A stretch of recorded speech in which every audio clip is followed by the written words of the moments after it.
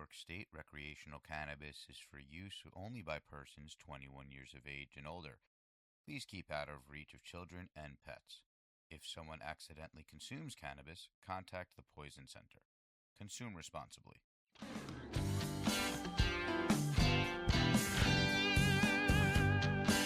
All right, ladies and gentlemen, mostly gentlemen, welcome to the Grateful Dads podcast. As always, this is Nick. Hello, that is Mr. Jason. Nick is shirtless today and sweaty and hot. It is brutally hot. I might end up going shirtless too, Come on, but babies. you know I got to represent. Listen, Jason's big- single, so that costs money. It does. You guys might have to pay Hit the for it. Pantheon. Hit the Pantheon. I'm not single, bro. I like to tell everybody. Are you Single is like here's the thing. People like to say, "Oh, you're single, you're divorced." Because like single sounds sexy, right? Single sounds like you're playing the field. Single's exciting. Dude, I am divorced with 2 little girls, and the financial situation has forced me back to my mother's house. I'm not playing the field. I'm benched for my career. No, stop. Don't say that.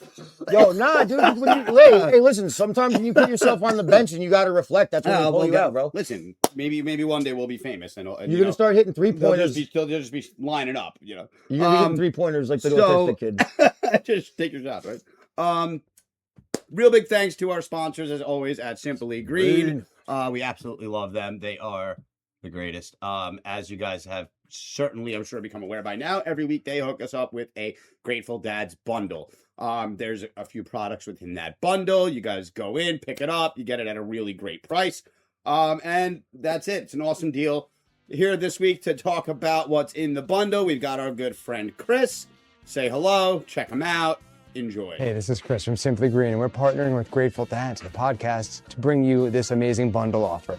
We have from Outranked hash-infused pre-rolls. We also have from MFNY some live resin. It's amazing. Can't miss this stuff. And then from Nice, we have some live hash rosin. Again, this is a bundle deal. Come in and check it out.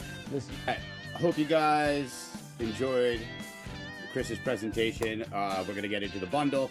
There's a lot of options this week. I'm going to drop a graphic so you guys can see what all the different choices are. But basically, you've got a from Nice New York concentrates and extracts, a solventless live hash resin half-gram disposable.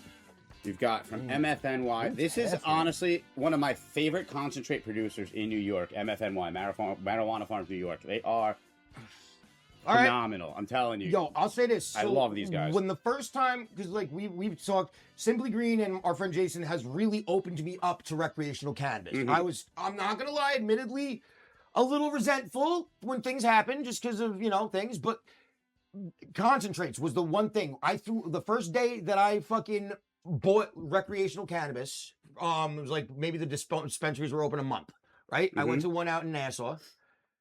Oh yeah, well, the game has changed. Right, no, it's 1,000% And- different. but But like what what I I was saying in the beginning was the concentrates were always fire. Well, this is what I'm going to tell you. I'm glad you mentioned that, because this company has been top of the tier from day one. They're like one of the earliest ones that I was like, oh, okay, we got some shit. Marijuana Farms, New York. Everything I've ever gotten from pre-rolls, I'm telling you, phenomenal. All right. I don't think I've ever gotten flower. I don't think they do just flower. Like they'll have some pre-rolls. They're usually infused, but like the concentrates are top of the line. Now we also have in here from Outranked, we have a 1 gram infused pre-roll, hand rolled. Yep, gram infused pre-roll. This one is Dragon's Breath, and yeah, you have a bunch of options for each of them. So you basically get an Outranked pre-roll, a nice half-gram live rosin disposable, and a MFNY 1 gram live resin batter. Belafonte. Oh yeah, we got the Belafonte. I'm so excited to even see what it looked like. I love MFNY, so I'm excited for this. Bro, so like here's the deal: is you remember back in the day who the only person locally with dabs was consistently? Yeah. Right. I swear to God, and I'm gonna put this out there.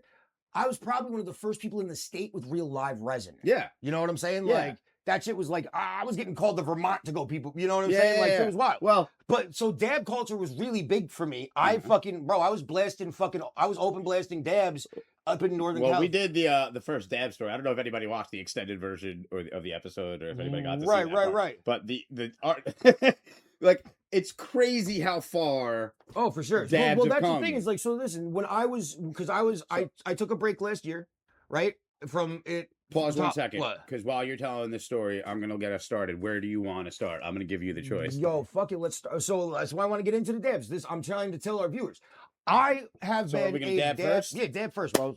So I've been like concentrate fucking like trenches. I was open blasting hash up in Northern California with my boys. In what, like probably 2010, 2009. Bro, I'm talking about like we were using PVC and copper and Fix yourself. horrible open blasting techniques that were not healthy in the slightest. But this was like my love of concentrates. This started very early. And I was exclusively smoking concentrates at my one job because we had a rig, and the owner of the store would let us rip the fucking card up. Mm-hmm. And essentially, dude, dab culture got really fucking pretentious really quick. Mind you, I love glass art. I love the scene, but bro, like, I have some, you know, I think rosin's way better. Obviously, rosin's much better of a consistency and for what you're getting. Yeah. So scoop and then press the button heats and then it drops. Mind you, way better than the Puffco knives. The Carta knives are 1,000% better. Oh, hell yeah. And the tips are interchangeable. Well, my issue is also I have I've gone through 5 Puffco knives, and They're every hard one of them have broken or shorted out. Work. Or if you put it on too fast of a charger, it just fries the entire circuit board. It's the worst thing. Like, yeah. So like I had a Puffco knife that actually got like, I don't remember if it got hit by a car, went through the washer, some bullshit happened. Let's see this here, babies. Ooh. Yeah, my guy. What is the consistency of this? Batter. Oh. Yeah, my guy. They just call this batter? Yep. See, like, yo, dude, like telling you, bro, like they did so well extracting this. Like the terpene profile is all there. Insane. You can tell it's not CRC, bro. Mhm. Like that's Told you.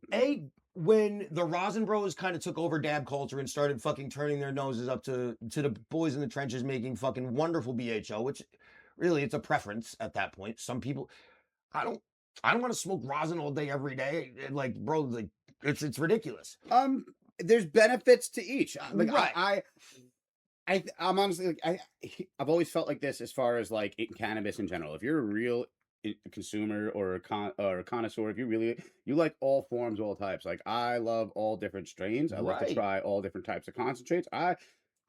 I'm honestly, I will put regular, just old school Hash, dude, exactly. up against a Thank lot you. of dabs. Like, Bro, there's hash is good, well-made Well, bubble hash is my favorite not thing to even smoke. bubble hash. I'm talking Moroccan hash, the hand hash. Like, Ah. if you find some really good hash, I'll put that up against some concentrates. Bro, I'll put that Like, up against anything. It's my favorite. It's my absolutely. favorite consistency to Like, smoke. there's in nothing certain like a hashes. gravity bog of hash, old school. Oh, you no. know what I mean, right? Yeah, Like, yeah, or yeah. hot knives. Oh my god, dude! You remember doing hot with the knives? soda bottle? Yeah. Oh so- my so god. My first dude. experience hot knives. This is actually a great story. Kids, pay attention. This is history. My first experience Oh. with hot knives was I was in college, my freshman year at Monmouth University, and my friend way back then, Janelle. There's no way she's gonna end up seeing this, or she did awesome. But we were like so tight, right? Like, we would just smoke together all the time, and like she called me on 420, like woke me up and was like, "Wake up, motherfucker! We rolling a blunt." I'm like, "I haven't even bought weed." Like, she's like, "I got blunt, I got weed. I need you to roll it." I'm like, "Bet." All right, so she comes out, like, we roll up a blunt. And she picks me up. We jump in the car. We smoke the blunt. We end up going to our buddy's house, who was like in this fraternity. I think it was Alpha Chi Rho. It was like we were tight with all of them, right? So like he was in that frat, and like we went to his house, and we just got high all day, bro. Like, we ripped a hookah. They had this Anne Frank closet. You know what those are, right? And we like I've told them packed that. 4 of us in there and just ripped a hookah and just like just hotboxed that entire thing. We got so annihilated all day. And then we went into the kitchen, and this motherfucker showed me hot knives for the first time. He had a broken wine bottle. Like, they like broke off the bottom of a wine bottle and like sanded it down, so it was, you know. Yeah. And then literally we were just knives on a stove, right? So until they essentially- were red hot. Like, this was like old school flame Yeah. stove, heating up the knives until they were red, and then let it cool off a little bit. Piece of hash, boom, right under so- and they would keep the wine bottle in the freezer. So it was ice cold, bro. That's so weird. Oh, bro. man, So and just weird. Oh, No, yeah. so no, because like we did it a little different. When we did the hot knives, we'd heat up the one knife, but we'd keep we'd have the other knife completely cold with the hash already preloaded on it. Yeah. So once the top knife was, and then they we didn't just hit it like preload that. but yeah, no, they So you picked it just up with the hot knife. Yeah, Okay, no, yeah. Okay. God, those were the Yeah, fucking the days, days, dude. dude. Fuck, that's crazy. It's not like that anymore. All right, I'm gonna take this dab. I left that over here. If you I wanna- no. I'm just I'm. Wait, but when we do yours, I want to get a melt shot. That's fine. Yeah, We can like do so. We'll figure it can out. you set up your phone? Yeah, Graham. Well, it's charging for a sec. Yeah, I got it right here. We're good. Yeah, I got this. I got this. Yeah, I So want to here's get my a deal solid melt shot. with I used I'm to thinking make, I want to put it on the Instagram. I want to get some like 70s porn music to it. Bro, do you remember the As You Can See videos I used to make when I used to make the fucking how to dab No. videos? No. You don't remember those, bro? Oh my god, I used to sit in my basement for fucking hours and just take like retarded videos of me like smoking from the perspective of Jean-Luc Picard. But like, this is a fire dab concentrate. You must go start at number 1. On that, real quick before he gets into that whole story, I just a difference for you guys, for anybody who's not really aware. What I have is a device called the Puffco Proxy. Puffco is a electronic, a digital, I guess you could say atomizer, where it's got 4 different heat settings that are color coded. I could preset what temperature I kind of want the dab to, and you cold load it and heat it up, and it lets you know when it's ready to start pulling.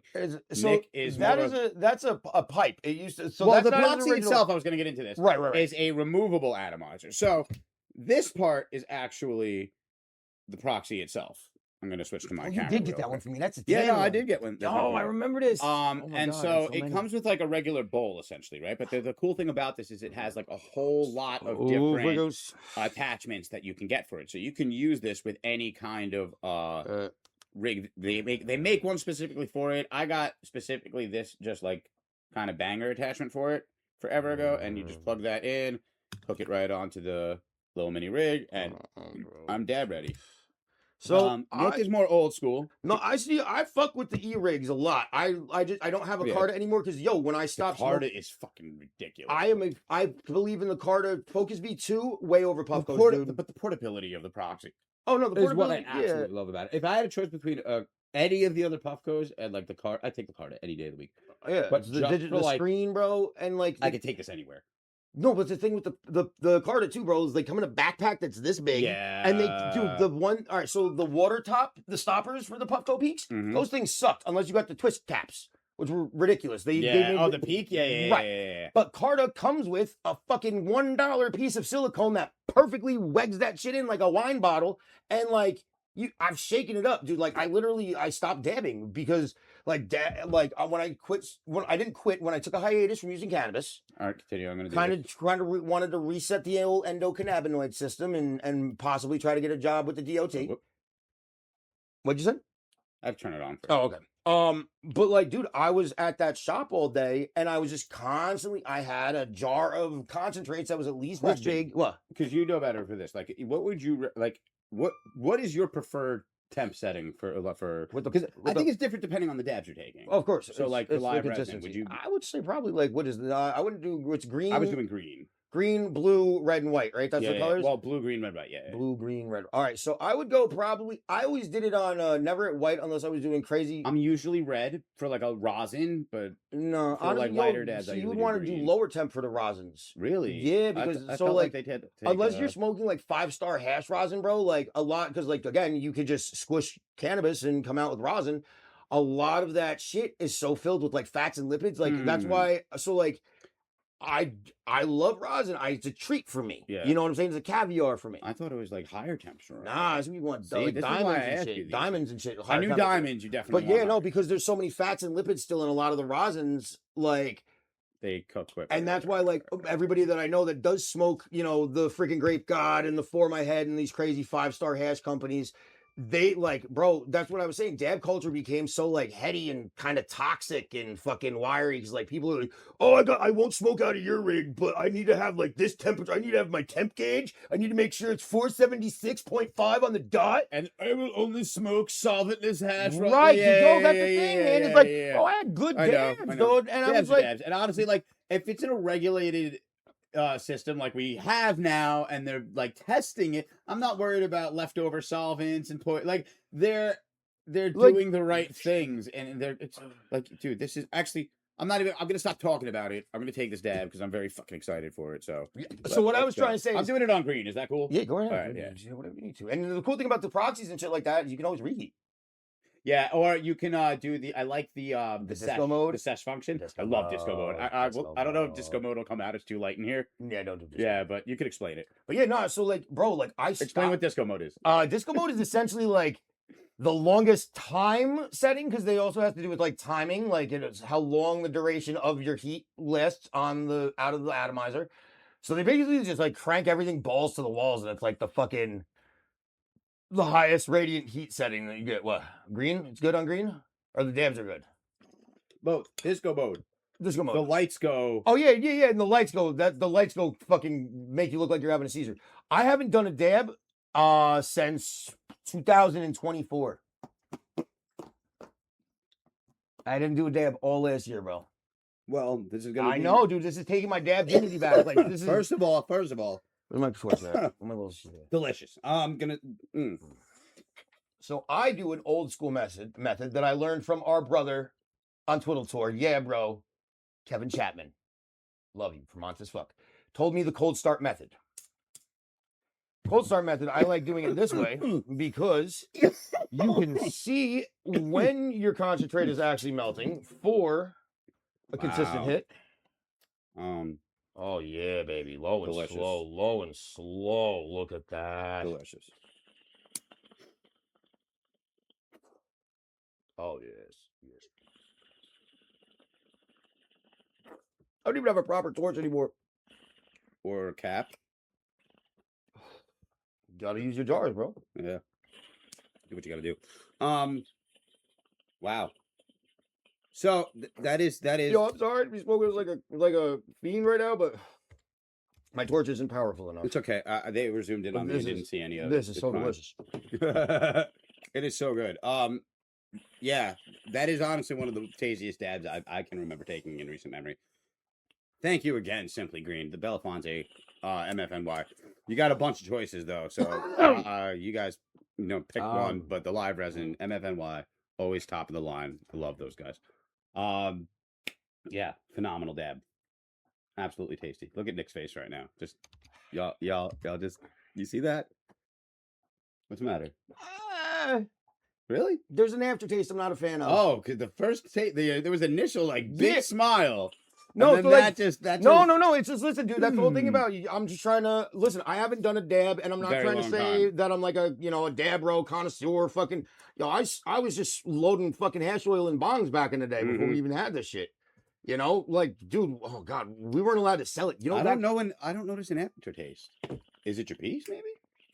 I know you just cleaned it. Nah, alcohol. I have no idea. No, see, that tasted good. It was the heat. It was the heat Was consistency. it? Okay. I needed to reheat it up a little bit. Yeah. But it does have. All right, so you know what it is? It's just one of those things. Fruity. Like some people, I don't think it's a bad aftertaste. It's just something that's there. I feel like it's like slightly botanical, not in a bad ways. Hmm. Like I feel like a floral. Like that might be the profile when people say floral. Yeah. I mean, it is a live resin. Oh, it's definitely good. Yeah. Like good it's dab. well, that's the other thing too. Is it could just be the terp profile. I haven't tried the Bonfonte, the Belfonte. I said Bonfonte like my lawyer. Well, no, because that's my lawyer, bro. The Like Bonafonte. shout out alright. Lazy Susans, bro. Yeah. Hell yeah. Fucking A on Blazy Susan. We were just talking about that before. Like, I love them so much more. Fucking glad not. We are, I guess, next going to get into this. We have the. Let's get in that pre-roll first, because like I want to talk about that. I want to crack it open when I want to let's hit that pre-roll first.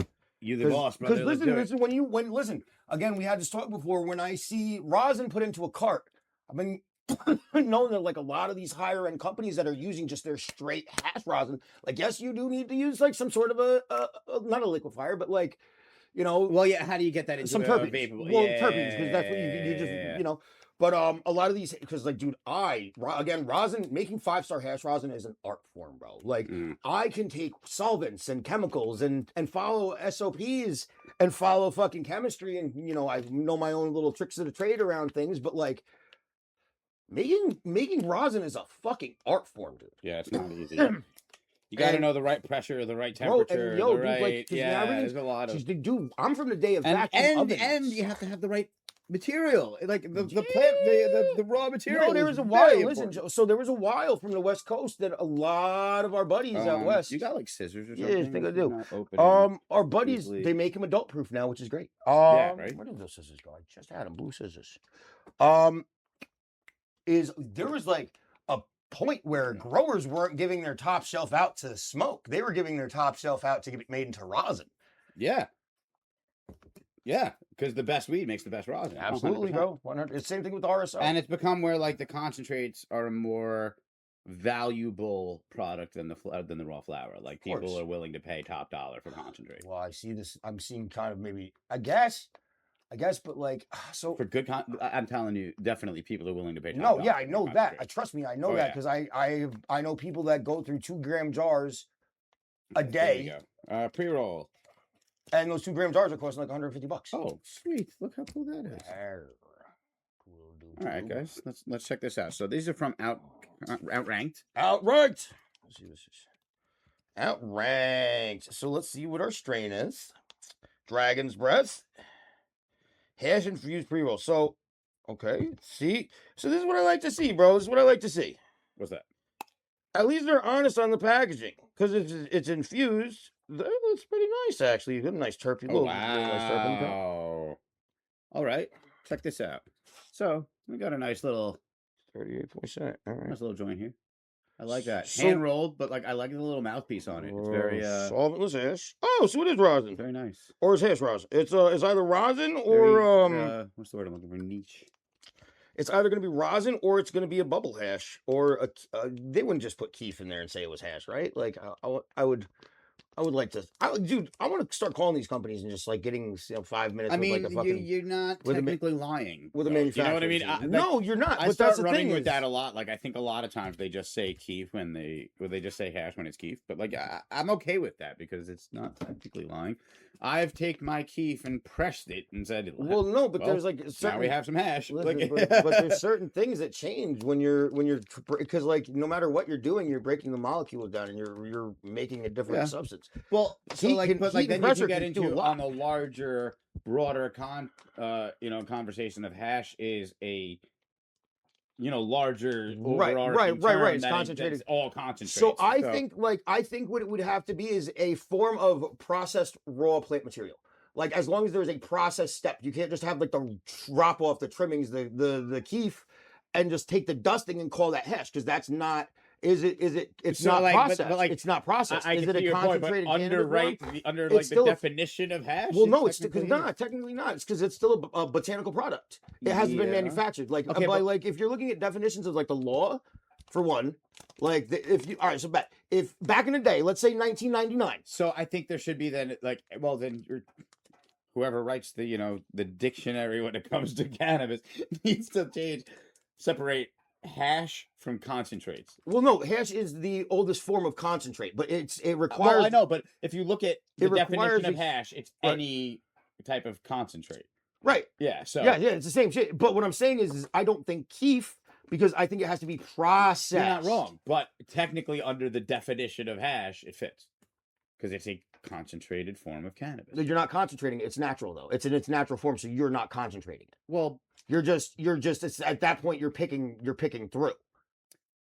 is a gram of keef more potent than a gram of cannabis? I guess. Technically, it's concentrated. So, like, you're not wrong, but then the definitions have to be separated. No, right? absolutely, Like, and especially for marketing, dude. Yeah, yeah, You know yeah. what I'm saying? I agree Like, with you, but like, technically, it's not wrong. So it's just one of those like you got to call Webster or whoever. I'm about to call a lot of people. What are you talking about? I got Webster. I got to call fucking these manufacturers, farms. But that was a good dab. I'm it gonna was say a good that. dab, I'm right? fucking. I feel was a good nice about dab. that one little dab. Yeah. and like I'm not. That was a nice like right to the head, but like awaken rush. yes. Yeah, very Yes, energetic. I definitely like that. was. Hell yeah, MFNY. I'm telling you. Bro. And it was definitely because I think that first initial displeasure that I had was probably my banger. Okay. I think that's good because, like, looking back at it, like I Okay. cleaned it, but it wasn't that clean. There could have been some like claim or something from the Fair. last. You know what I'm saying? But like when I reheated that again, and It again, was, listen, I pretty had good. no complaints. It's a good dab. It's pretty good. Yeah, definitely good. I don't know if I'm gonna do a few more of those or not. Like that was. Oh, we're definitely doing dabs. Oh, yeah. We'll see. It's fucking 95 degrees. It's so hot, dude. So hot. All right, I'm about to go drop in my pond. let up this pre-roll. Oh my god, that's when you know Nick's at a bad point when he's. sneaking into the So I'm pond. gonna take this opportunity to talk about what we've got coming on next week because I'm really, really excited about this. We are going to be live streaming from this event at Wright's Brewing. It's an awesome event. A buddy of mine put together. It's like there's gonna be comedy, there's gonna be cannabis, music, and food. There's gonna be food. Simple Greens is gonna be there. We're gonna be live streaming the whole thing. I'll be performing. Yo, come it's get gonna some be- merch. It's gonna be dope. Come hang out. It's gonna be dope. I'm excited about the whole event. Like just doing a live stream in general. I'm excited that we're doing. No, that's pretty cool. We're gonna be doing a lot more of those. No, I know. We've it's got some stuff fucking coming up wild. this summer that we're gonna be doing. A lot of the festivals and I can't wait.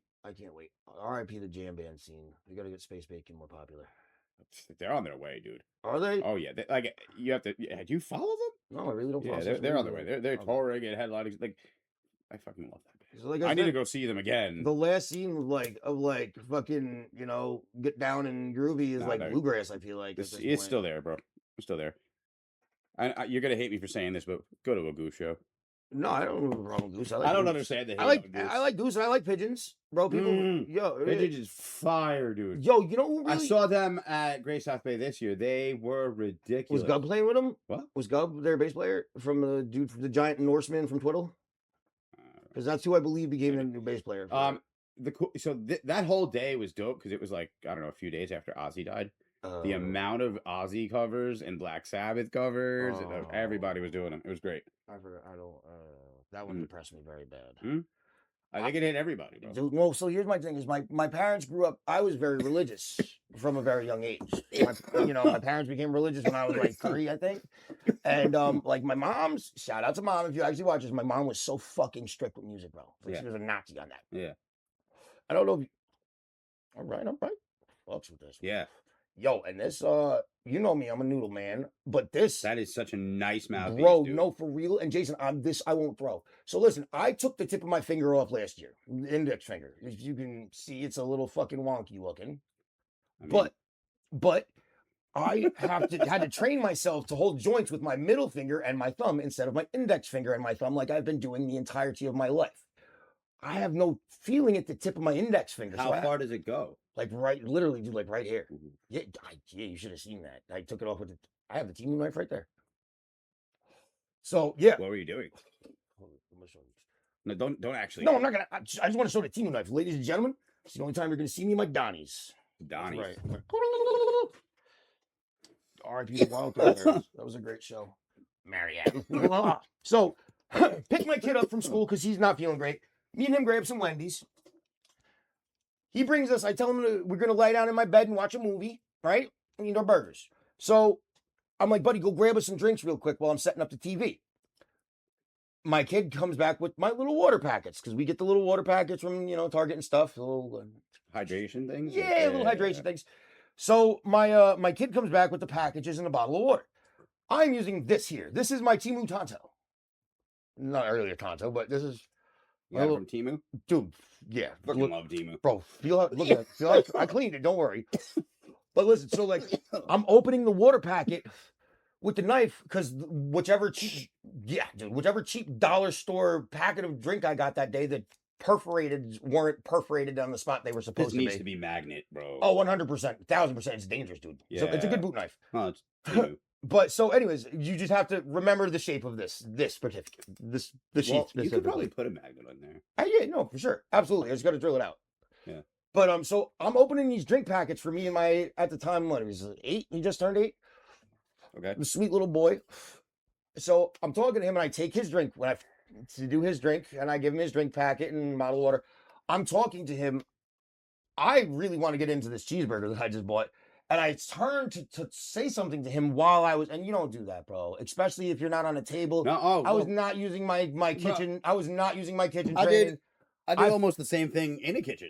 Oh yeah. When I was working This is when I was working at Bahama Breeze. So that kitchen was like almost like 90% from scratch, right? Well, like, let me just oh, yeah, finish yeah, with yeah, it. go ahead. So, anyways, I look at my son, I say something, and I just instantly, Yeah, know, you because didn't it even doesn't know. hurt, bro. It was like I just felt the Yeah, sever it doesn't of hurt right nerves. away. It's like takes No. a second. Once you see it, then it Oh, starts to hurt. Yeah.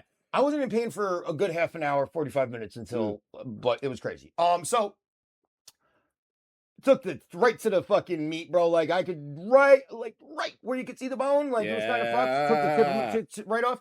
But so I had the knife in one hand, I had the sheath, this, in the other hand, right? Mhm. I cut the tip of my finger off with this. I quickly throw the sheath because that was just reaction. Put that away. My son is behind me, right? My son thinks that this was my finger. He thought the sheet, because it's the same size, it's relatively fucking, you know what I'm saying? He's behind me in the fucking dim lit in my bedroom. You know what I'm saying? Like we got the sunlight about to help us with a movie. Yeah. So I'm like, oh shit, and like in my like I'm just gushing blood instantly, dude. And like I'm like, oh shit. So I grab my finger and I turn around to look at my son, who just thought I threw my finger. He thought the whole finger came off. Oh, he doesn't know. So I turn around and look at my boy, who I've never seen. I've been around kids my whole life, dude. Like I'm the oldest cousin on both sides of the family. I've been a baby rearer. I've never, in my 9 years of fatherhood and fucking 20 plus years of being a big cousin, never seen a child do this. Real life. He's straight up Home Alone. Home Alone. So I start cracking up laughing because I'm a psychopath. And that's what you do when you take the tip of your finger off, you laugh. So he made the Macaulay. I start cracking up laughing, which just made me just start pumping out fucking finger blood even more because I'm laughing now. So like, I'm just like, yeah, dude. So my poor kid, bro, this kid's traumatized. Thank God my mother-in-law's home. And so, like, they dropped me off at the hospital. Never go to Brookhaven Hospital, please, God. In Patchogue, never go there. I don't know what they call it now. They're saying it's NYU, please. Don't go there. Ever. It's a bad hospital. Okay. The lady had, before they sewed my tip of my finger back on improperly, like I've heard horror stories. Dude, the clinic. I went to a like one of those like a stat health places, but it wasn't a stat health. It's like a really nice bougie spot in Holbrook. Amazing if you ever need to go. They're open till 8. The doctor from there, because I'm like, this looks infected, dude. Like, it got bad, dude. Like, I was pulling stitches out. Like, they did not do a good job when I sewed that shit back. Stories. Bro, she stuck the needle through the meat of my hand, bro, into the table. Jay, I'm sitting there. I'm stop, bro. Literally, I watched the thing go into the table.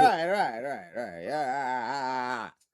Long story short, I get home. I had a horrible time at the fucking emergency room. I should have just duct taped that bitch. You ever super glue yourself? Oh, no. Never super glued yourself? You're in the kitchen? Really? No, my grandpa used to super glue us. No, but wrapped up. So, like, perfect story. So this kitchen was like at Bahama Breeze, was like almost entirely from scratch. Couple sauces and stuff. I do want to say I think their concentrate is teeth. Yeah, I thought so from the beginning. But it's still solid. No, it's got a 40%. I trust the labor guys. So what was it? Oh, so at Bahama Breeze, and we had these I miss that place. It's good, right? But like the kitchen was like 90% scratch too. Like we made everything in that place. Now I was on saute, and a lot of the stuff we had was like we'd have these like veggie mixes that were prepped in the morning. Like all the vegetables came in, and we had a prep and and I ran out of, I think it was the mahi ones. Like there was this one for the mahi for the fish bowl. Yeah, the bowl, right? So it was avocados for me with that eye. Yeah, it was good, right? Yeah. So Long Island food. So I ran out of the veggie mixer, so I had to be making them on the fly, right? So I had to cut some peppers. Cut peppers on the fly, whatever, right? Turn it on the side, cut the top off, flip it over, go to slice through. Somebody called me for something as I was doing this, and I turned and went right through my fucking thumb, right on top of the nail. Oh yeah, dude, look like that down to the bone. Oh yeah, I went right through, and that's funny. When I saw it, I was like, it's blood is like coming down, and then they're fucking telling me to. Go wash it off, go wash it in. And I'm like, oh, okay. And as soon as I turn the water on, you just feel the water rush into the wound. Yeah. Oh You my! probably used warm water God. too, bro. Yeah, oh, no, it was cold. Oh, was it? Yeah, Yeah, you got to oh, use ice that cold water, bro. Fucking hurt, bro. And then we just wrapped it, threw a glove on, got back on the line. I'm like, So I grew up in a pizzeria, right? Like I was literally born. Both my parents worked for my grandfather's pizzeria when I was born. Bro. Yeah. Like that's just like I think my grandpa's last restaurant went out when I was probably 24, 25. So, yeah. right. Just right before I met Michelle and stuff like that, like the year before. So I used to, bro, like I was a fucking shitty Greek kid at a pizzeria. You know what I'm saying? Whose family was the pizzeria, the fucking outside Bronx, Brooklyn people living in the Catskills. Yeah, it was a weird dynamic. So I was obviously quite turnt many of those days that I was on the clock. And once my grandpa wasn't there, dude, my grandpa left. It was like the one weekend he was like, you're going to be busy. We're going to leave your grandma there. Your grandma's in charge. My grandma was awesome, but she kind of like strong-armed us a little bit back in the day. Like grandma like take tips and like grandma was a gangster with it. But grandma treated herself like an employee when she was there, not the owner's wife. Yeah. You're right. I'm saying so like, but oh dude, I swear to God, if my grandpa was there, it wouldn't have happened. But my grandma, I wound up taking some of those ladder-shaped benzos from back in the day, if you recall. Right, I ate like a whole one and decided it was a good idea to go to work at a fucking pizzeria where my job Great idea. when my job was front end register and running the deli You can pull case. that off. Right. So Yeah. I was making a sandwich. I don't recall if it was for a customer or myself. I don't remember, but I took the tip of my pinky off, like not the tip, but I sliced a good like my pinky's definitely diagonal now, and I just remember I was on because I was bored out, dude. And I'm just sitting there, and my grandma's like, Nicholas. I'm like, Grandma. She's like, get the hell. I'm going to call your grandfather right now. And I'm like, what? And then I look down and my uncle's like, dude, look at your hand. And my God bless Uncle Billy. Uncle Billy is a man. He's like, dude, your hand's bleeding pretty fucking bad. Bro, my Uncle Bill is the most California stoner dude I've ever met in my life. I'm just picturing like Tommy Chong, just like your hands bleeding. Dude, no, pretty he bad, really man. is like a Greek Tommy Chong, but he doesn't smoke weed. Like my uncle's the that's most terrible. sober person in the goddamn planet. Bro, I love people. Like you actually find people like that. Like you could swear smoke weed, but they don't. Like people that are just like they definitely give off like California Jim Brewer. stoner. Jim Brewer 100%, does dude. not do drugs I or know, high at all. I I've know. talked to Jim Brewer And and he's bro. so he He's- has smoked weed. Oh, of course he Yeah, has. yeah, Yeah, but yeah. like that's not his thing. Like I don't think he was smoking weed during Half Baked. The Saturday Night Live days, he used to talk about it, how he smoked weed with Chris Farley. And then he Right, but I'm saying like by the time Half Baked was a thing, this is like 2000s, right? Early 2000s? I don't know. I'm pretty sure like Jim Brewer might have been like the only cast member that was like a professional actor in that fucking situation and like took it seriously and like. Dave Chappelle was an absolutely serious. All right, no, all right, no, all right, no. You're right. Let me retract that. I'm not gonna put any shame on. Remember fucking, what was it in? and then the guy from what was that Martin Lawrence movie he was in? Blue Chip. No, Blue Streak. Oh, Oh, my God, Men he in was fucking Tights, funny bro. in that movie, bro. Men in Tights. Men in Tights. That's Yep. the best part of it, bro. Like, Yeah. he made Men in Dave Tights. Chappelle was in some funny shit before he ever Dude, got. Dave Chappelle, bro. Listen, I'm just gonna throw that out. I watched the Clayton Bigsby thing a couple nights ago. Oh God, he that couldn't do it today. No, No way. Yo, look, this is what I feel like. I feel like some people are starting to do that. I think it's kind of coming back a little bit. Yeah, they're risking getting canceled, but like, Yeah, bro, it's but just like, so risky. it's just, so bro. risky. But yeah, I'm with you. right. What I But get, but so it's like, I it's a weird time we live in. Like, can I? comedy can't be comedy anymore. Dog, let me just bring something fucking hilarious up to you. We live on racist ass fucking Long Island. Oh yeah. So like, I didn't ever want to know who a Gypsy Crusader was. You know what I'm saying? Like, guy's a horrible fucking super racist fucking horrible person, right? Okay. But he's from New York, so I kind of like knew who he is type shit. But I had no idea. And mind you, this is somebody like, he's not trying to be like some sort of like race fucking whatever martyr or some stupid shit like that, like some of these guys are on the internet. They're wild. Dog, I just discovered somebody like 3 or 4 days ago called Chud the Builder. Have you ever heard of this fool? No. So listen, this fool is literally homoerotic Burt Reynolds on steroids. Sounds like my kind of shit. Bro, so what the guy's whole thing is, his whole online representational self, is he goes around and antagonizes black folks saying some racist, super out-of-pocket shit. Crazy. And then just, they're just words, and then says something like, I don't even want to repeat what he says, but bro, like, That's crazy, bro. Like I would have put the hands on him for being well, like this that. is the thing. So like, there's a couple things with this. Well, right? hear me out though. So the guy was so bad at his job that I never heard of this fool before until he was getting out of a court for some unpaid bills for like they took him to court for not paying a dinner. Yeah. Right? Big influencer, Mr. fucking media. Right? Gets out of court. He's strapped. You can't do that in Tennessee when you're out on papers. You can't have and then literally starts fucking antagonizing and provoking a fucking black veteran with PTSD. And the guy literally says, like, bro, please don't say this shit. I know who you are. Don't say this shit. Stop. Guy gets punched in the mouth. The white influencer gets punched in the mouth, winds up shooting the guy, or we're going to maybe use a bleep and out for that one, but winds up getting the guy just for punching him in the face, right? And then shoots himself in the process. So shoots his man in the stomach and then cheddar bobs himself. So I never heard about this dude at all until this whole the whole court thing went down. And I did a little digging to see what a piece of shit this guy is. God bless Black America for not fucking killing this man with a shovel fucking when he started this bullshit, because I would have. But like, bro. So here's the thing.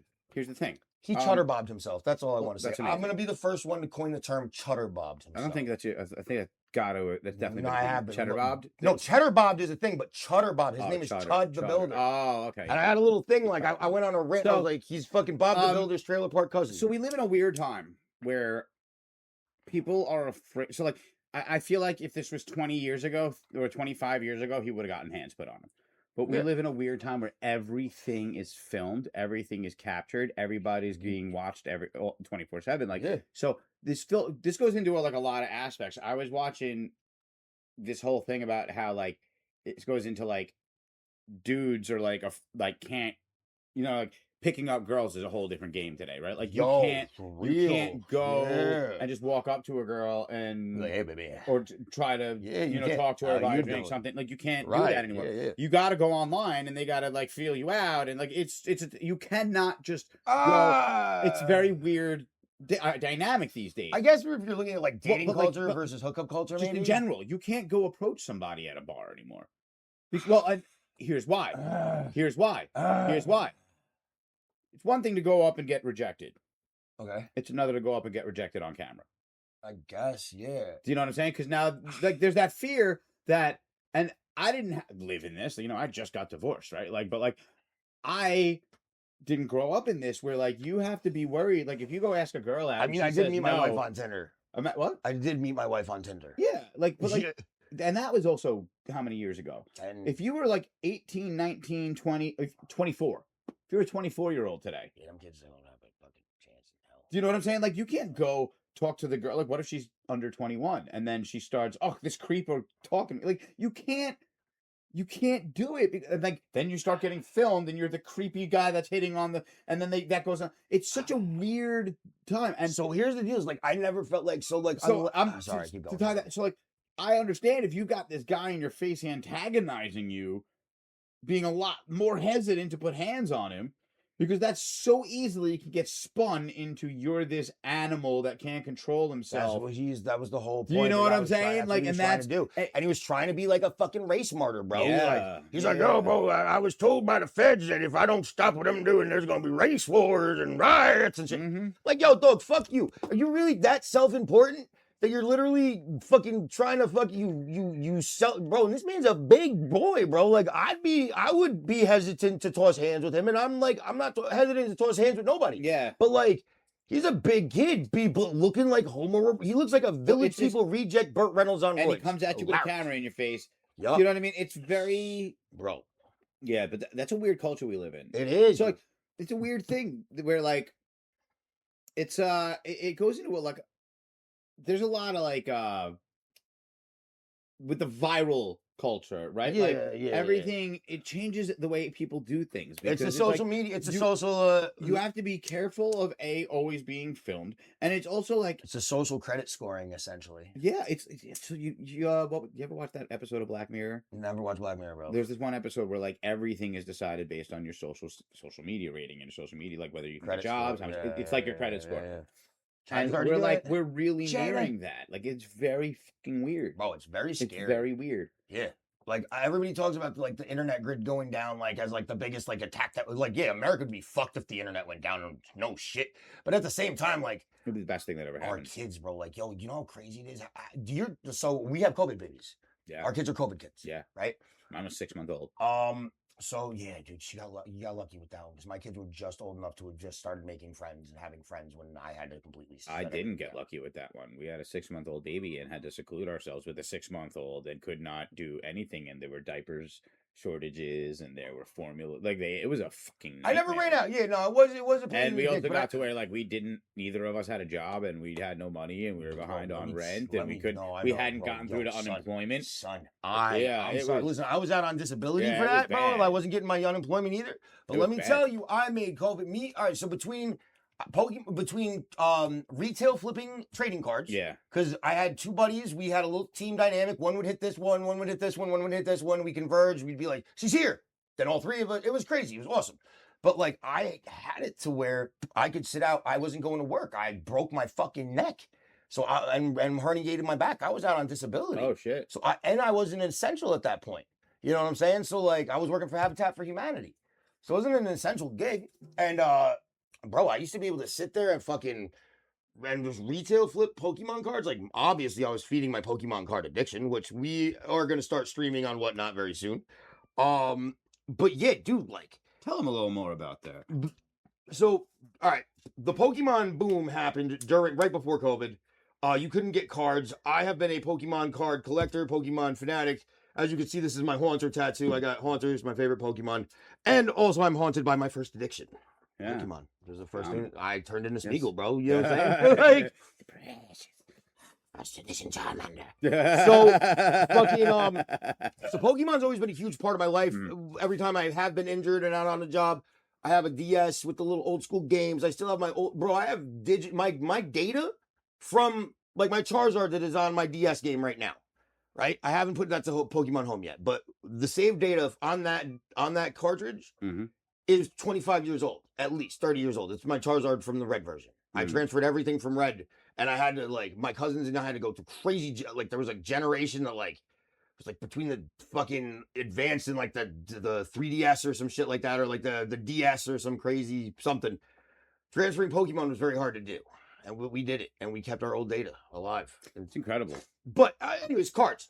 So I made money during the COVID era because I was doing the retail flipping, which if you caught retail, I was buying Pokemon, but if you caught a box of sports cards for $20, you could sell those boxes of baseball cards, football cards for fucking $60 immediately on a Facebook market group. Immediately, boom. Or local marketplace, $50. So you're more than doubling your money. And like I was poor, bro. Like I couldn't flip much, but like you get a fucking $70 box of fucking basketball NBA megas, like that went for like $200. You know what I'm saying? So like you could make a couple flips. But I was fortunate enough to be friends with a Pokemon streamer. He was kind of somebody that revolutionized the online auction community, the live auctions, the whatnot. We were pioneers on Whatnot. Stream was called Live Poke Auctions. Bailey, I love you. And like, dude, we had legendary streams on that fucking app to the point where we broke Whatnot. Like Whatnot crashed. The app crashed during one of our streams. We had that many people logging on trying to get in. I think we were like probably like I want to say like 20,000 people live. Something like that, trying to get in, bro, but biddings and like it was crazy. So, but we supported our families straight up on we were streaming 24/7, streaming every day, 7 days a week. I'd do the mornings, he'd do the more primetime stuff. I'd co-host with him primetime, or I'd run back show shit because he did big crazy shows. But like, bro, like it was really awesome. And like, unfortunately, a lot of the thing I liked about our dynamic in that community was we would go crazy on everybody's ethics. Yeah. And if we fucked up, we owned up to our fuck ups and we tried to make it right as best we could by the amount of volume that we were doing. Dude, yeah. I had shows where by myself I ran an $18,000, $20,000 show. Just one live, 10 hours. It was a 10-hour show, but I'd make fucking $18,000 selling Pokemon cards, Fusion Strikes. It was crazy. So I have been in lives with him where we made 80 bands, 100 bands, 150, bro. Like we had the Pokemon 25th anniversary set 2 weeks early before even the local mom and pop brick and mortar shops that have allocations had them, because they have to get sent across the world first. Yeah. I could talk about it because it's now years later and neither of us stream Pokemon like that anymore. But like, bro, we had somebody that ran I'm not going to say what country, I'm not going to say them out, but like we had somebody that was a main distribution hub for the Pokemon company in South America. Wow. So he was the one that gave all their big box stores and like the brick and mortars and game shops. So we became friends with the out of country dude who gets the allocation, and they get their shipments first, so it's fair on release date. They want the farthest, just in case customs, something. They want those packs a month in advance in those. Bro, so we used to call Homeboy, and Homeboy, we'd pay a couple bucks extra. We would wind up paying what the packs would cost, like retail, like you were paying for them. But you're getting them. We were paying, but we're getting them 2 weeks early, guaranteed. Yeah. We'd have we do a 2 week early release every set, 2 weeks early. That was our thing, and we would just get them mailed to us, right? They would break the boxes down because there's like tons of boxes and shit like that. All they would do is they just break the boxes down and send us the raw packs. So what happened was with the 25th anniversary celebration set, right? That shit was people were nutting themselves waiting for this to come out, right? It was a throwback set of like all the old school Pokemon art that we grew up with, and like, but like just modernized and really fucking cool set, right? Textured hollows, all that fucking cool stuff. So what happened was we called the boys and we're like, yo, you got the celebration set? And they're like, yo, listen, no, this is crazy. Like people are rioting for this shit already, but yeah, I got it.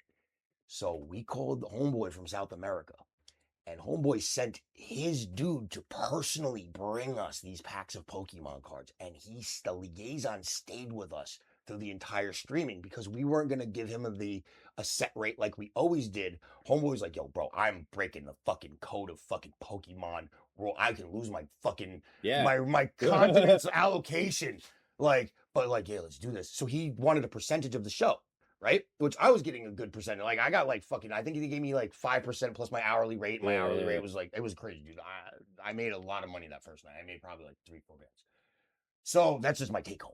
So we got this set early. Dude comes from South America, Jay.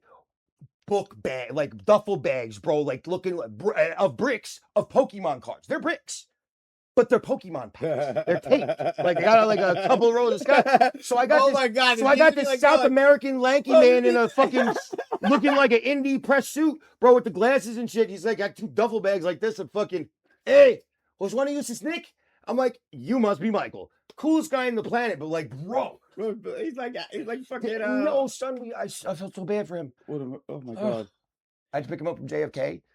It's like fucking Escobar of Pokemon cards. Dude, it's literally what it was, bro. So listen, so bro, listen, let me tell you the night, because it was we did it with Mintley Collects. Andreas, if you were here, I love you. I highly doubt Andreas will ever watch this. But so we did a collaboration stream with one of the other big streamers on the app. And like, mind you, like, bro, like we were getting more numbers than Blake Martinez, who played for the fucking Giants. You know what I'm saying? Like, we called him out on shit like that. Like if something came out and people were doing the card business dirty, my boy Bailey would fucking like, yo, this is how they're fucking you right now. Don't do this. Yeah. And we would try to avoid doing that. Very, our streams were fucking awesome and ethical. So long story short, fucking, I just bunny trailed real hard. Pokemoning. What was I doing? I bunny trailed. Sorry. This is good. Yeah. You've been on that one for a while. Shit, I haven't. Yo, dude, I'm telling you, it's because this fucking little mouthpiece. Look at this little mouthpiece. Anyway, this is a good segue moment. Yeah, good segue. Let's check this out. From Nice, we have the ice cream sundae, live hash rosin, half-gram disposable. Oh, let me look at it. Oh, come on, boy. Yeah. It is real. R2D2, it is real. It is real. All right, listen, guys. So what I was saying earlier, no. I'm going to take the first review. You always get the first I was going to show you how to do it. Do you know how to do it? Yes. Bro, look at this little lanyard and shit. So you have to flip that switch on and let it preheat. When it's done blinking, you're ready to go. Oh. I'm assuming hold it up, right? Where is it going to blink from? Is it the bottom? You'll see. Okay. I see no lighting at all. But anyway, you have to flip the switch. I didn't do it. Oh, excuse me. I thought you flipped the switch and handed it to me. So what I was saying, Jason and I had a conversation before. I see a lot of wait until no, yeah. I'm just moving the lanyard down a little bit so I can look at the oil. And done blinking. Is it? Yeah, told you it's quick. No, this is not working. I got to hold the button. Oh, you just had to flip it on. I did flip it on. Hold on a second. There you go. It was on, sillies. There we go. So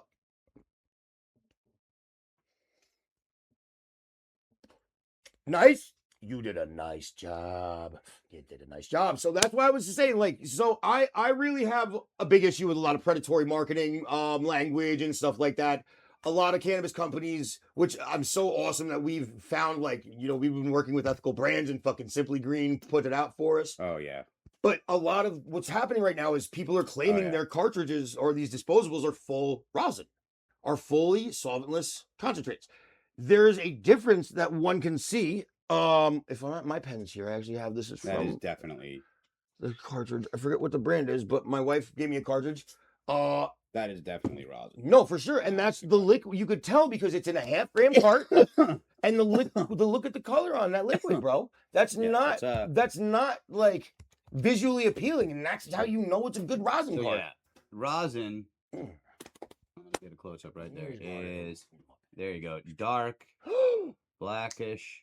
It is definitely not that light colored, beautiful. Right, because with distillation and fractal distillation, they make that oil very clear through purifying processes. I definitely switched to this camera purposely right now, guys. Oh God! Oh, I'm sorry. That is. But yo, listen artwork. though, listen for being 235 pounds, I'm not that bad. Yeah, shit. I had a cart that my wife gave me from the old dispo the other day.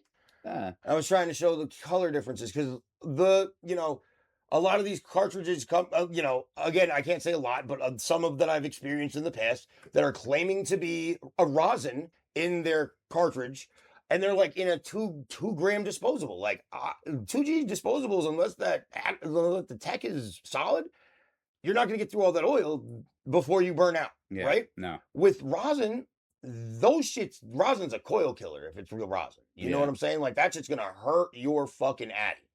So I've never seen these disposables from these higher end companies more than a 0.5 gram. So when you told me this was a 0.5 gram cartridge, I was like, all right, that's already got one green flag for me with that. And then the second you pulled it out, I looked at the oil right away. I said, okay. Yeah. Because that's the same color and consistency that you were getting from these like 5-star, fucking crazy companies. And like, I'm very, very proud of Nice. I'm going to say I do taste a little bit of green in it. It does taste a little green. But that's just for the palate. I'm giving it a solid 9 out of 10. I give it like an 8. I give it like an 8 out of 10. 8.2. And again, solid. I haven't ever had a solid 10 out of no 10 out of a rosin disposable. No, that's good. I've had some live resin disposables that they just dude, I'm still blown away by Paxton. The Paxton was amazing. That's just good formulating. That's they have one now actually. What is it? It is live resin and diamonds infused into one. Oh, the packs? Yeah. That's a whole conversation. That's a whole science lesson. Yeah. So, but no, we're gonna have to do I kept saying we're gonna have to do a concentrates only episode. We are where we just talk about the different types of concentrates. Bro, listen, we had my boy out in South Setauket. I'm doing another dab. My boy in South Setauket had a fucking custom made a closed loop system. He had it like by a fucking custom glass company, like an industrial foundry of glass. I don't know if I really went into this, but I just want to look at the packaging on this. Absolutely beautiful. The way it comes out, and it comes with the nice, lanyard attached to the. And this is a perfect example of just kind of you're not gonna lose it. If you're going to a festival, this is sick to bring around with you at a festival. Yeah, no, the fact they give you a lanyard per fucking card is incredible. It's wild, and you can just. Not saying be wasteful, but if it's your kids or wild. To just have at a festival a half gram of rosin at all times. Just... Hey, yo, and that lanyard, bro, I'm seeing like 20. I gotta fucking put my bowl on that shit. That could be a doob tube case. Like, Hell yeah. So this is what I want to talk about too. Like, there's things people are not allowed to do with their front-facing marketing media on their packaging. Okay. Right? It needs to be compliant and can't really stand out for kids. Can't be bubble font. Yeah. Bright neon colors. Can't like be attractive to anyone under the age. Right. You don't want, your kid to look at that and be like, strawberry banana. So like when you see those like Stony Patch Kids. Bro, no, like, that's exactly what that's literally all that what fake correct, garbage. Correct. So somebody you said Stony Patch Kids, fuck you. Remember? Yeah. No, come on, Brody. What? Those are for me. You're not the only person. I know, but I'm just saying. I know. It's just that they were just that. We didn't have options. We didn't have options, but it was still cool because like it worked, bro. They got the job done. But you didn't know what you were. Never, dude. It was either like gonna work or gonna work too good. It was because I was getting them from you. I'm like, all right, Nick's taking them. I'm sure they're, it's a different story. No fentanyl in these. Fucking bro, I sent you that printout, right? Yeah. Oh, so Nick had sent me a printout of an old cart that you had tested. So it was in 2019. Right? Yeah, and it was a street cart. Straight up had fucking morphine. Yeah, it was disgusting what was in there. So synthetic cannabinoids. Like you hear these horror stories, and it's a shame what we used to have to be afraid of and deal with, and it's like I can't even imagine this. So listen, bro. Listen. Another reason why I stopped smoking cannabis for a good minute was because I didn't really view that. I'm like, this isn't even worth it for me to keep smoking right now. You don't know what anything is. No, not even that, dude. It was the quality wasn't there. You know what I'm saying? Like I was my shops. You know what I'm saying? It wasn't there for me. It wasn't in New York yet either. This is another thing that I'm glad you bring that up because I think a lot of people have the wrong view of cannabis smokers as like. And it's that typical stereotype from the 70s, 60s, like, stupid stoners, hey, bro, and like, yeah, there's people that are like that, right? Like, yes, but that's not the majority. No, that's the people that are naturally like that. Yes, without it's not, yeah. Like, you need people like there's people that you would think are stoners that aren't, and it's amazing to me. Correct. So, but my point was, so the cannabis itself doesn't really make people like that, right? And a lot of people that become cannabis smokers are really more just connoisseurs than anything else, right? Like we enjoy it. We are very. It's not that like we need it to be stronger. You need it to be better. It's about the taste. No, for sure. The flower itself, the experience. I literally, bro. So you reached a point where it's not like it wasn't getting you high. It's like the weed just wasn't good and it didn't enjoy it. It's not. It's a lot of, and I feel like a lot of people have that misconception about a lot of people switched smokers because a lot of these like smaller time cultivators that couldn't keep up to dabs. What? They all switched to dabs. Well, not even just that, dude. Is like I know a lot of smaller farmers that couldn't get their fucking rec grow licenses in Oregon and California and stuff like that, so they got their hemp licenses. Yeah, and they got into that. And they got into the loophole game. Yeah. So, I mean, God bless them, dude. Like I know a lot of people that, like I said, started out doing that and then they became fully compliant. They were on the streets, their brands, and then one day they just weren't on the streets, and then the next day you see a sign for them in a fucking in a rec shop. I'm like, no way, you wound up here. God bless you. Like, so like a lot of people did the right thing, and that's what I'm cool about. But what happened was I'm not gonna lie, like the Platinum Kush. You remember the Plats that were like a few years ago? Like they start always the same shit, thick, fucking chunky nugs, really sweet. It was an all-day weed. You got really stoned for like 20 minutes, half hour, and then you were like just good for like right. But all those plats were coming from China. It's from China. Yeah, like they were the triad plats, not something from China. There's a weird thing among the stoner community where it's like it's a hypocrisy in a sense where like you all want it to be legal, but you don't want it to be legal. You know what I mean? Like there's a lot of people that wanted it to be legal because they don't want to get in trouble for it, but they don't want there to be legal regulation and market for it, which is kind of like the two have to go hand in hand. Yeah, absolutely. You know what I mean? Like you can't. Yo, listen. I think weren't we just federally allowed to like distill our own liquor again? Yeah. You know what I'm saying? Like, what's wrong with that, bro? Like, and I think listen, as long as you're not selling it and trying it to be, that's the thing. There's a lot of people that still wanted to sell weed. There's a lot of people that still wanted to, and there's a lot of people that still want to be able to I thought selling weed's all I had. Yeah, You know what I'm but, like, saying? And like, God bless, I found out that I actually like loved the plant But- enough to well, understand the biology and become That's it, and something there's a more lot than of just people. a pot dealer. There's a lot of people who really just don't want to pay the taxes on it. And first of all, big shout out to New York State, where like I gotta give him credit, bro. the- We got some not, fire. but not that the cannabis tax goes to the right things. It goes to fund education. It goes to fund, like the things within the community that you need. Right, It's right, not right. just- Colorado, they're accountable with their tax money. Well, in Colorado, a lot of people got money back the first few years because they raised so much tax revenue. Did you hear that? Yeah, They got like a tax refund. they did. New York State, all of the tax revenue goes to like beneficial programs and low income housing programs. And, like they really did the right thing with the money that they're raising through the taxes. Not only that, but it only goes to the towns that opted into the program. Any towns that opted out of the recreational program don't get any of that tax money.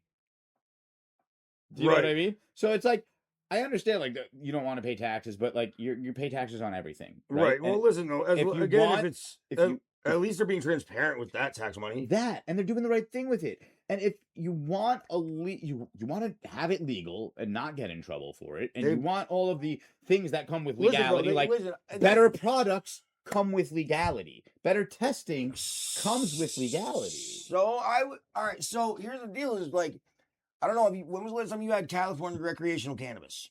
Oh, it's been a while. I mean, you could get it whenever, but it's usually garbage. Right. I'm sorry, California, and I'm sorry, Oregon, but anything that I've tried to like prepackage that actually came from like one of those spots, like it was mids. Yeah, It was all right. yeah, But it was just mids. yeah. And I was not about that shit. I'm like, Yeah. yo, dog, I'm not getting cussy because, like, again, this is, kind of like outlaw custody culture type shit. It's weird, but like, I wouldn't pay that when I could just go to the dude at the bottom of the mountain 20 minutes away. Yep. You know what I'm saying? Type shit. But a lot of people were scared because of what happened in other states. Now, the East Coast kind of did this right. Maine? You heard anything bad about Maine? It's Anything? insane. I've heard. No, Maine. I know a buddy that bro. went up to Maine just to get it. It is Several, bro. It's Several. Like, insanely they're good the constantly- stuff up there. But there's because of how they got Massachusetts was really good too for a while. Mass was mids, bro. Was I never- it? Yeah, I haven't had it. I heard it was good mids, stuff. bro. Like when you're, bro. I just Worcester, bro, and fucking Worcester and the dead. Okay. Yeah. I know Maine had the shit. Maine's always had the best. Maine's Yeah. always had really good because they've had a really good small cannabis culture. Like Yeah. but the thing is, there's only 2 roads going in and out of Maine. Yep. Right? And they're basically what I'm saying is unless you're a Maine rec, if you're getting, you can't bring that product out of Maine. It's not worth it for the Maine people anymore, which again, I'm not condoning or, I'm speaking from the past. Yeah. It just, how it was. But like Maine, when they fucking really got their balls fucking out on the table and we're like, yo, we're the fucking new gem of the fucking East Coast because New York really had it for a while. But again, with our outdoor and our fucking, our city specific fucking phenotypes that are crazy, which Uptown Haze came back. That's crazy. It's crazy. But like, dude, we were really it for New York, right? For the East Coast. We were it. And then Maine came over, dropped the nuts. Vermont came out strong as fuck. Vermont was just like, what are you guys talking about? We grow sick ass fucking outdoor too. My boy out in, the nugs come out shaped like golf balls, bro. They're literally that round, like naturally. And he doesn't overly trim, dude. Like, they're just gorgeous, but they taste like maple. Like, and like, I just know it's because there's so much fucking maple leaves in the dirt and, he grows by a maple fucking The trees. sugars probably break down Bro, into the soil. yup, And, exactly. I think it might become I don't know if it's a monoterpene or a monoflavonoid. I got to find out what that actually is. But I don't grow. That's not my. Still got good goods. What's it? So that still got goods. I'm gonna reheat it. Yo, I'm fucking good right now. That's a fucking. This is a good little blend here. I like this one. Not gonna lie, the concentrates. I believe. We'll talk about the price afterwards because like, I'm saying like, if you want this is a good daily driver. Oh yeah. This is your daily. All of these. So like, I'll say this: this entire bundle is a really good like, if you're going out, right? Like if you've got like an event of some kind, you got like a party or something. This is a really good bundle to kind of. I mean, like I would get like the pre-roll to share for sure because that was a great joint. And again, bro, like this, I'm gonna call it the what's a gut sword look like? I don't remember. Yeah, like does it look like a berserk fucking sword? Wild. God bless the life. But yeah, dude, like I'm just I'm in love with this ceramic, beautiful glass tip. Yeah, it's nice. Outranked, MFNY, nice, really good stuff. Again, check it out. Go down to Simply Green. Mention the Grateful Dad's podcast. Grab a shirt if you'd like. Get a shirt. Get the Grateful Dad's bundle. All awesome stuff. Guys, I think we're gonna wrap it up there. This has been a really fun time. This has been a good one. We're at about an hour and 15 minutes. We'll go for a few more minutes. You want to still go? Yeah, no, because I want to tell the story about the rig because I was huge into the glass thing for a minute, bro. Like I was. I'm not gonna lie, I was a heady glass, bro. Mhm. Fucking. I was. Oh, I can't smoke the China glass. I'm not gonna smoke fucking clean dabs through China glass. I was an asshole, right? Because like this banger is Chinese. This is what is this? A Bear Quartz, I think. Oh no, this is a Yo Dab. That's so funny. So this little rig right here. This is a fucking Kuhns Geo Traveler. I believe Mike Kuhns is his name. Amazing rig, perfect shred function. No water gets back in my face hole. Oh hell yeah! So I got called by our buddy that was managing Utopia at the time, and he asked me if I would if I could help with a event that was being put on that weekend. I was like, what event? Oh, the owner from Raw is coming to do a meet and greet. And I kind of need somebody to be. Oh, He goes, I need somebody to be in the Raw joint for like just when the crowd walks in. And then I really need somebody to like watch the P's and Q's after once the line starts moving and he's doing his meet and greet shit. Like I kind of need like, I need a jester in a joint suit and then I need security. So I'm like, I guess you called the right guy. You can do both. So thank God I didn't have to wear the stinky joint shit, bro. I forget the chick's name that was the actual manager, but like God bless your beautiful mom self that I thought that bitch hated me so much and she didn't. She's like, no, dude, you don't get the joint suit. We got you. Hold on. And I was like up in the top. Were you ever go in the attic? Did you ever go in the top office of the last Utopia building? Oh, bro, he had a loft up there, bro, where you could watch bird's eye view of everything. Dude, there was couches and shit up there. Like he might have been sleeping up there at some points, but like it was dope. The first building or the big one? The big one, because that had a whole upstairs that nobody really knew about. It was awesome. Yeah. So we like I don't have to wear the joint suit, thank God. And she comes up and the boys are up there. We're being idiots. We're just ripping globs of fucking fatties up in the top, waiting for this huge event to happen. And she's a professional. Like this is like the chick that runs both of the Utopias at the time. Like she's pretty fucking corporate for being a fucking girl that was selling fucking piercings and dildos. Yeah. You know what I'm saying? Like came up the ladder. What? Hello. So basically, long story short, homegirl comes up and she's like, dude, you don't have to get into the joint suit. I have somebody else with a joint suit. Just like make sure, just make sure. And I'm like, done. At least, you know, I got a blessing to be like security, right? So anyways, Josh from Raw shows up. I'm the only one that brought weed. They didn't bring weed for the guy from Raw. So like I had to sacrifice my bag of weed to this fucking guy who like marketing genius. And honestly, he does a lot of good for the community and the culture, bro. Like Josh actually puts in his time and his resources into keeping a lot of things alive. He just purchased High Times, if you didn't know that. And bro, like the High Times, bro, it's like who reads magazines anymore, dog? It's like culture. Nobody. So, but Josh is a marketing genius, and he's a pretty decent dude. One of my old customers for my job was his roommate in fucking college. Josh is a pretty decent dude, but kind of prima donna celebrity, I guess you want to say that. Because he needed bud. I brought bud. It was expensive. This is years ago, probably fucking $80 a quarter when I'm retailing, right? Yeah. And so homeboy takes my weed, does the meet and greet, and my boy, I had been looking at this little rig, bro, for a minute. It has a matching carb cap. It is super cool. Like it's just awesome piece of fucking glass work. It's, you know, got the geometrics. And it was in the walk-in closet, like the giant walk-in case, right? Yeah. Like, you know what I'm saying? They keep the cool shit in the middle, all the, you know, the mid stuff's on the sidewalls, the roars and all that, right? Protoglyphs. and some lower end Americans. But like this was this was a showpiece, bro. You know what I'm saying? And I'm like, you know what? Fuck it, dude. I'm gonna buy that one. Let me get that one. Go in there and grab that. He's like, no, you come in. And bro, Utopia's packed out, bro. Like we're all fucked up. It's a great day.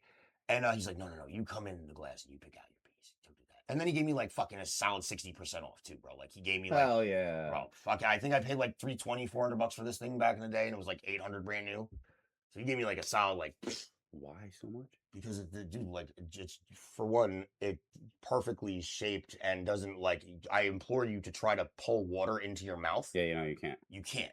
Plus, it's like it's symmetrical. It's artisan glass. You know what I'm saying? And at the time, us idiots, that's crazy, dude. The idiots and myself, dude. I'll show you some of his other. He's the one that did all that electroforming work. Like with the copper over the stuff. Like you remember that giant. The Wyoming was it was a anglerfish in Utopia for the longest time. It was this fucking anglerfish rig, but it was what's it called? With the copper over it, electroformed. Oh yeah. So like it all had copper. I feel like artisan glass is like it's crazy to it's not really like dude. Listen, it's not a thing much anymore. No, dude. And let me tell you what happened. Bro, this is my Instagram feed. And now, luckily, I'm friends with people that I know in real life on Instagram and have actual like fun and like Instagram community. But my whole Instagram was just me following glass artists. That's all it was. I wanted to look at glass porn that I couldn't afford. Bubbles the Butcher did a drop like every other day. I watched his auctions even though I couldn't afford them, just because it was fun. But I think that's part of it. Dude, they got deep fucking monetized real quick. Instagram was like, oh, you motherfuckers, you're selling fucking a rig for $2,000 a day on my platform and I'm not getting cuts from that? What? And one day, dude, it's just all of the glass art on my feed was gone. Just same thing with Facebook. I used to see loads of glass groups, for sale groups, blah, blah, blah. Got completely removed. Because people were making the bread with that glass, dude. Yeah. And like people were like, if you knew a glass artist direct, you could get something they'd be like, yeah, man, give me like $500 for that, give me $1,000 for that. But retail wise in a shop, it's gonna be 8-10 bands. There used to be like serious glass shows all the time too. Yeah, the championship, bro. Yeah, dude, it's awesome. It's awesome. So what happened was again with when people had a lot of disposable income during COVID. Right? We got the some people did, some people didn't, bro. Yo, you played your cards right. Like, I'm sorry, I was taking everybody's money, bro. Yeah. Like, what did people do when they had nothing to do? They sat home and smoked weed. Yeah. And my ass was out there with a coffee filter, with a coffee can and the Lysol. You remember the coffee can and the Lysol? I do. Yeah. It was coffee. Coffee cans and Lysol and tongs. I didn't bring anything into my house unless it was Lysol a million times. Yeah. But so like with people had some disposable income and invest in Pokemon. A lot of stoners looked at glass. I feel so bad, bro. Like I have friends that have glass collections that are north of 250K, bro. Jesus. And they got those as like retirement pieces, as like their art investments. Unfortunately, functional glass was it's a thing anymore. Like, yeah, bro. Like honestly, like Puffco is like the video killed the radio star with that type of shit. Because I would much rather be able to sit on have my Carta and shit like that, you know? Yeah, but like it's convenience beats always. It's a weird thing. It does. Anyway, I got it. It's late. All right, we gotta go. Ladies and gentlemen, it has been another wonderful episode of This is Jason, the Grateful Dads podcast. As always, go make sure you stop down Simply Green. Ask for the Grateful Dads bundle. You got a bunch of different options as far as the hash rosin pen, the live resin, and did you turn this off? Yeah, I did. Have a great week, everybody. Thanks again. Take care.